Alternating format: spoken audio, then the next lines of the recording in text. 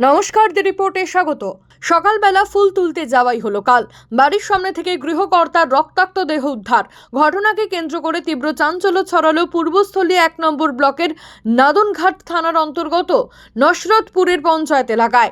মৃতের নাম বিমল চন্দ্র সাহা। পরিবার সূত্রে খবর, প্রতিদিনের মতো এদিনও সকালবেলা পুজো দেওয়ার জন্য বাড়ির বাইরে ফুল তুলতে বেরিয়েছিলেন তিনি।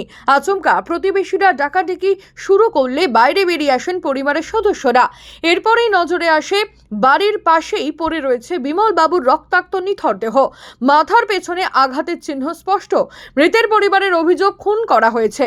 খবর পেয়ে ঘটনাস্থলে নাদনঘাট থানার বিশাল পুলিশ বাহিনী পৌঁছে দেহ উদ্ধার করে। তবে কিভাবে ওই ব্যক্তির মৃত্যু হলো, পড়ে গিয়ে আঘাতপ্রাপ্ত হয়ে মৃত্যু হয়েছে নাকি তাকে কেউ মেরে ফেলেছে, তা জানতে শুরু হয়েছে তদন্ত।